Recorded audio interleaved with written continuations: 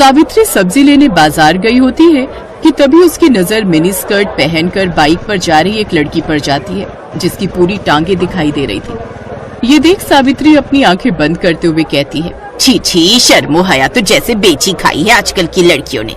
कैसे कैसे कपड़े पहनकर घूमती हैं। अरे इतने छोटे कपड़े तो हमारे जमाने में 5 साल की बच्चियां भी नहीं पहनती थी, जितनी अब 25 साल की पहनती हैं। बुड़बुड़ाते हुए सावित्री घर आती है, जहाँ वो टीवी पर सूर्य ग्रहण की खबर देखती है। क्या आज सूर्य ग्रहण है? ठीक है, तो जब तक ग्रहण है कोई भी खाना नहीं खाएगा। और तू बड़ी बहू, तू खाने में तुलसी के पत्ते डाल दे। सर पर घूंघट ओढ़े रेखा मुंडी हिलाती है। कुछ देर बाद सूर्य ग्रहण लग जाता है। तभी रेखा का पति ऑफिस से थका हारा घर आता है और फ्रिज में से ब्रेड जैम लगाकर खाने लगता है। ये देख सावित्री गुस्से में चिल्लाते हुए कहती है, हे राम, कर दिया ना अपशगुन। भला ग्रहण में कौन खाना खाता है? क्या माँ, अब भूख लग रही है तो कुछ खाओ भी ना क्या? ठीक ही तो कह रहा है वो। अब ये सब पुराने विचारों को त्याग भी दो सावित्री। आप तो चुप ही रहिए। और तू बड़ी बहू, यहाँ खड़ी खड़ी मेरी शक्ल क्या देख रही है? तू इसे रोक नहीं सकती थी? माँ जी वो मैं। अब क्या बकरी की तरह मैं कर रही है? अपना पल्लू ठीक करिए, सर से खिसकना नहीं चाहिए। बहुएं जितनी मर्यादा में रहें उतनी ही अच्छी लगती हैं। अरे हम भी थे, जितना मर्जी काम करते थे, लेकिन मजा आले कि कभी घूंघट सर से सरका हो। 3-3 मटके पानी के कुएं से उठा कर लाना, भैंसों का, खेतों का सब काम देखना। कितना काम होता था हमारे जमाने में। लेकिन एक आजकल की बहुओं को तो आटा गूंथने से लेकर बर्तन धोने तक हर काम के लिए बस एक मशीन चाहिए। और छोटे छोटे कपड़े पहनकर इनसे किट्टी पार्टी करवा लो बस। लेकिन मेरे घर में ये सब नहीं चलेगा। मेरे घर में बहुएं हमेशा घूंघट में और साड़ी में ही रहेंगी। इसलिए ध्यान रहे, आगे से ये पल्ला खिसके ना तेरे सर से। जी माँ जी, ध्यान रखूंगी। ये है सावित्री देवी, जिसे मॉडर्न कपड़ों वाली लड़कियां बिल्कुल भी पसंद नहीं थी। सावित्री के 2 बेटे थे। बड़े बेटे की शादी हो चुकी थी। बड़ी बहू रेखा बिल्कुल अपनी सास के कहे पर चलती थी, लेकिन फिर भी सावित्री उससे कभी खुश नहीं रहती थी। वो उसके किसी न किसी काम में कमी निकाल ही देती थी। एक रोज जब रेखा अपने कमरे में दिन में आराम कर रही थी, तो सावित्री अचानक से उसके कमरे में आती है। तब रेखा करवट बदल रही होती है, जिससे उसकी कमर दिख जाती है। ये देख सावित्री जोर से चिल्लाती है, छी छी छी छी छी छी छी, बस इसी बात का डर था मुझे। सारी शर्मो हया बेच खाई है। माँ जी आप, लेकिन हुआ क्या? क्या होना है? करवट लेते वक्त तेरी कमर दिखी कैसे? आज के बाद ऐसा हुआ ना तो अच्छा नहीं होगा बहू। और इस तरह बंदिशों में रेखा ने अपनी शादी का पूरा 1 साल काट लिया। और उसकी फर्स्ट एनिवर्सरी पर उसका देवर राहुल दिल्ली से कानपुर आता। भाभी, मुझे ना आप सबको कुछ बताना था, तो मुझे लगा इससे अच्छा दिन भला क्या ही होगा। वो मेरे ऑफिस में मेरे साथ संध्या काम करती है, अच्छे परिवार से है, अच्छा कमाती भी है, और मैं उससे शादी करना चाहता हूँ। मतलब लव मैरिज? हाँ माँ, लव मैरिज। क्यों, कोई प्रॉब्लम है? नहीं नहीं, मुझे भला क्या दिक्कत होगी। तुझे पसंद है लड़की तो फिर हमें भी पसंद है। ये सावित्री का सिद्धांत भी समझ नहीं आता। जो डरता है तो उसे और डराती है, और जो सुनता ही नहीं उसकी बात झट से मान जाती है। चुप करिए जी। अब उस शहरी लड़की के पीछे अपने बेटे को तो नहीं खो सकती ना। कहीं उसके लिए सब छोड़कर ही चला गया तो। इसीलिए तो चुपचाप इस शादी के लिए हाँ कर दी। एक बार घर में आ गई तो फिर रेखा और उसमें कोई फर्क नहीं कर पाएंगे। सावित्री अपने छोटे बेटे की शादी के लिए मान जाती है। वो 1 महीने बाद दोनों की शादी करवा देते हैं। शादी के बाद दिल्ली से कानपुर कार में आते आते भारी भरकम लहंगे में संध्या काफी थक जाती है और वो एक जगह होटल के पास गाड़ी रुकवाती है।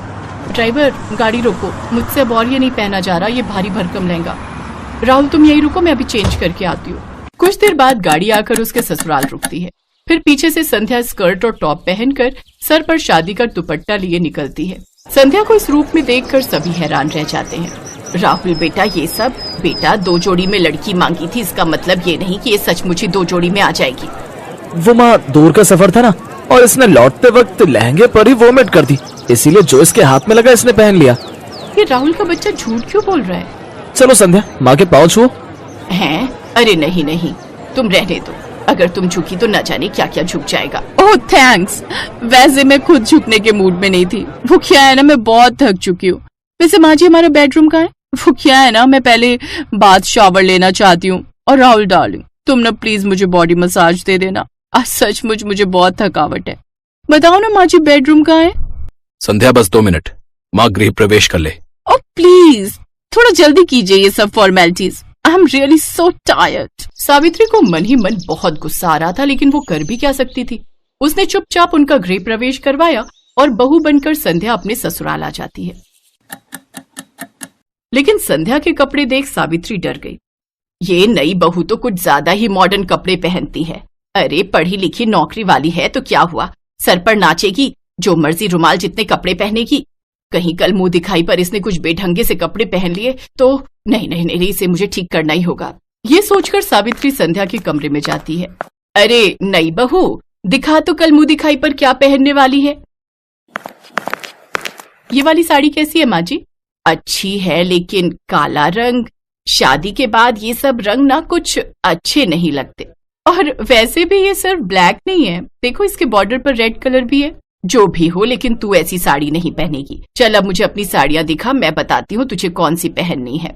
संध्या सावित्री को अपनी सभी साड़ियां दिखाती है, जिसमें से गुलाबी रंग की साड़ी देख सावित्री कहती है, हाँ ये वाली, ये अच्छी रहेगी, इसे ही पहन तू। जी माँ जी। शादी के तुरंत बाद सास का ऐसा बदलता रवैया देख संध्या हैरान थी। सावित्री ने संध्या की साड़ी तो देख ली, लेकिन वो ये नहीं जानती थी कि उसका ब्लाउज कितना हॉट बना है। शाम को मुंह दिखाई पर संध्या वो गुलाबी साड़ी हॉट ब्लाउज के साथ पहनती है।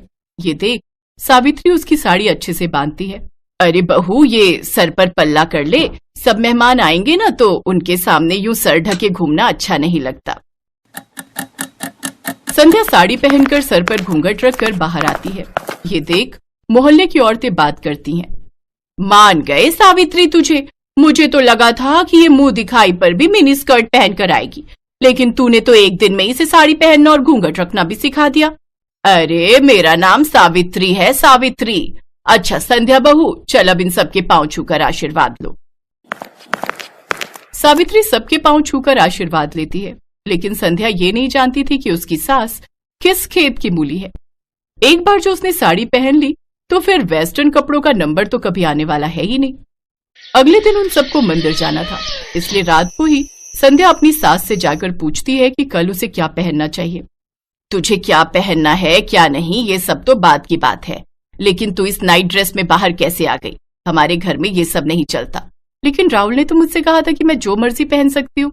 अरे उसे क्या पता इन सब के बारे में, रहा भी है वो इस घर में, बचपन से तो पहले पढ़ाई के लिए हॉस्टल में और फिर नौकरी के चक्कर में बाहर। तू उसकी बीवी है पर बहू मेरी है और इस घर में मेरी ही चलती है। संध्या उदास हो जाती है और वो अपने कमरे में चली जाती है। उसे उदास देख उसकी जेठानी भी उसके पीछे पीछे उसके कमरे में चली जाती है। उदास मत हो संध्या, इस घर का नाम ऐसे ही सावित्री निवास नहीं पड़ा है, यहाँ बस माँ जी की ही चलती है। उनसे पूछे बिना तो मैं खाना तक नहीं बना सकती, तो कपड़े तो दूर की बात है। अब कपड़े चेंज करके साड़ी पहन लो और किचन में आ जाओ। मुझे नहीं लगता अब वो तुम्हें कभी भी वेस्टर्न ड्रेसेस पहनने देंगी। ऐसे कैसे नहीं पहन सकती? अब तो बस हफ्ता भर में ये साड़ी पहनूंगी, उसके बाद बिल्कुल नहीं। एक हफ्ते बाद राहुल संध्या के साथ हनीमून ट्रिप प्लान करता है। सच में संध्या बहुत मजा आएगा, कश्मीर सच में बहुत खूबसूरत है। अच्छा अब तुम पैकिंग कर लो। संध्या अपनी पैकिंग कर लेती है। फिर जब ये बात सावित्री को पता चलती है तो वो संध्या के पास आती है। अच्छा, कश्मीर जाने की तैयारी हो रही है, दिखा तो तूने क्या क्या रखा है वहां पहनने के लिए। वो क्या है ना, ध्यान रखना पड़ता है, कहीं तूने छोटे छोटे कपड़े रख लिए और तुझे सर्दी लग गई तो। वो तो मैं समझ ही गई थी कि बिना मेरे कपड़े चेक किए आप मुझे जाने कहाँ देंगी। संध्या हनीमून के लिए चली जाती है, लेकिन वो वहां जाकर कुछ वेस्टर्न कपड़े खरीद लेती है और अपनी ढेर सारी फोटोज लेती है। लेकिन एक रोज उसकी सास वो फोटोज देख लेती है और वो संध्या पर खूब गुस्सा होती है। लेकिन तभी वहां सावित्री की सास रत्ना आ जाती है, जो काफी बूढ़ी होती है, लेकिन उन्होंने भी टी शर्ट और पैजामा पहना होता है, साथ ही चश्मा भी लगाया होता है। बताओ भला क्या बुराई है इन कपड़ों में? मुझे देखो, मैं क्या इन कपड़ों में बुरी लग रही हूँ क्या? अरे जब मैं गांव में रहकर ऐसे कपड़े पहन सकती हूँ तो फिर मेरे पोते की बहू क्यों नहीं? और तू जानती है आज क्या हुआ? जब मैं रेलवे स्टेशन से लौट रही थी तो साड़ी पहने एक लड़की बाइक पर बैठी थी, उसकी साड़ी बाइक में फंस गई और वो नीचे गिर गई, जिससे उसे थोड़ी चोट आ गई। और वो कोई और नहीं, हमारी बड़ी बहू रेखा है। अभी अस्पताल में भर्ती करवा कर आई हूँ उसे। जमाने के साथ अपनी सोच बदल सावित्री। ये सब बातें सुन सावित्री को अपनी गलती का एहसास होता है और अब वो कभी भी अपनी बहुओं को उनकी मर्जी के कपड़े पहनने से नहीं रोकती।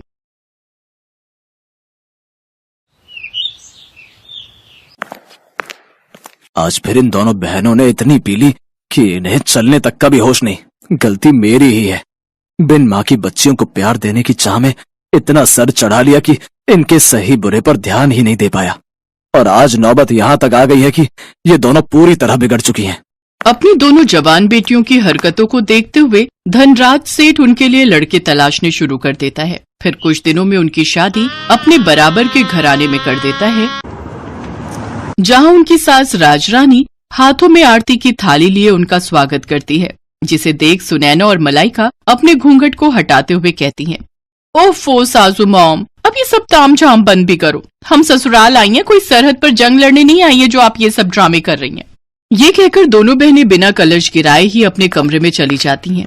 उनका ऐसा व्यवहार देखकर राजरानी और उसके बेटे निखिल और रोहित हैरान रह जाते हैं।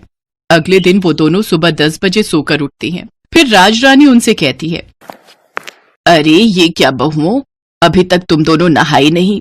आज तुम दोनों की पहली रसोई है जिसमें तुम्हें मीठा बनाना है। चलो जल्दी से नहा लो।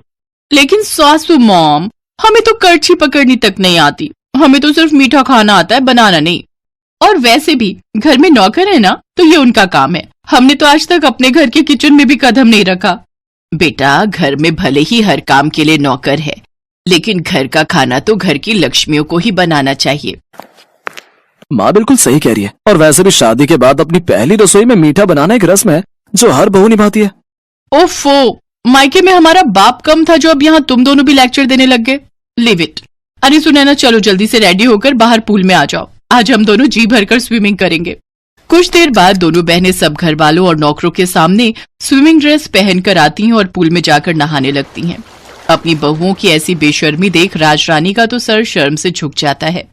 ये दोनों की दोनों तो मेरी नाक कटवा कर रहेंगी। हे भगवान, मेरे घर की इज्जत अब तेरे हाथ में है। राजरानी एक धार्मिक महिला थी, साथ ही वो समाज सेविका भी थी। उसका खुद का एक बड़ा एनजीओ था जिससे शहर की बड़ी बड़ी हस्तियां जुड़ी हुई थी। ऐसे ही कुछ दिन बीतते हैं। मलाइका और सुनैना अपने ससुराल के प्रति कोई जिम्मेदारी नहीं समझती थी। वो दोनों तो बस सारा दिन अपने मेकअप, पार्लर, शॉपिंग और पार्टीज में ही बिजी रहती। ये इतने छोटे कपड़े पहनकर तुम रात को कहाँ जा रही हो बहू? सासू मॉम, आज हमारी फ्रेंड की बर्थडे पार्टी है। हम दोनों नाइट क्लब जा रही हैं। आने में देर हो जाएगी। चलो सुनैना। फिर दोनों शॉर्ट ड्रेस पहनकर नाइट क्लब चली जाती हैं, जहां वो खूब सिगरेट शराब पीती हैं। फिर आधी रात को कुछ लड़के उन्हें घर ड्रॉप करते हैं। दोनों लड़खड़ाती हुई अंदर आती हैं, जहां उन्हें देखकर राजरानी उनसे कहती है, ये सब क्या है? आज तो तुम दोनों ने हद ही कर दी। अरे बड़े घर की बहुओं को ये सब शोभा नहीं देता। ओ सासू मॉम, अब अपना भाषण फिर देना मत शुरू कर दो। अरे यार, यही तो हमारे जीने के दिन है। अरे हम अपनी जवानी में एंजॉय नहीं करेंगे तो क्या तुम जैसी बुढ़िया होकर एंजॉय करेंगे? हाँ। तभी निखिल और रोहित वहां आते हैं और उन दोनों को जोरदार थप्पड़ मारते हैं। ये देखकर दोनों बहनों को बहुत गुस्सा आता है और वो भी अपने पतियों के मुंह पर थप्पड़ कस देती हैं। हम आज के जमाने की लड़कियां हैं, मुंह तोड़ जवाब देना बहुत अच्छे से जानती हैं, तो ऐसी गलती फिर मत करना। फिर दोनों अपने कमरों में लड़खड़ाते हुए चली जाती हैं। ऐसे ही समय बीता। फिर एक रोज सुनैना और मलाइका अपने घर में लेटी थी तो उनके फोन पर एक मैसेज आता है जिसमें शहर के बाहर एक फार्म हाउस में रेव पार्टी का इनविटेशन होता है। Oh wow, rave party! Malaika, I am so excited यार। मैंने आज तक बस रेव पार्टीज के बारे में सुना था, लेकिन अब तो हम उसे एंजॉय भी करेंगे। ऑफ कोर्स, अगर लाइफ में हर चीज का मजा नहीं लिया तो क्या किया? We will definitely go there.